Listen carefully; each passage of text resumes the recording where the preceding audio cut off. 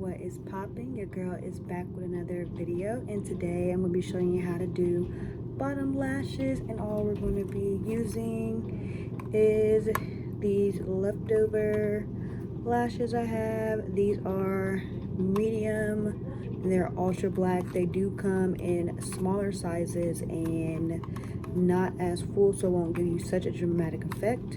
You're also going to need tweezers and your lash glue. I just have these scissors here because since these are medium, I am just gonna cut some of it off just so it can be more natural, and we're gonna get into this video.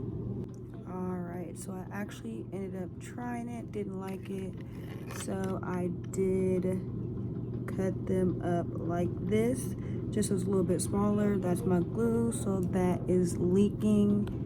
And now I'm just gonna redo it since they are a little bit smaller. So if you are able to just go ahead and get individual lashes, that would work better.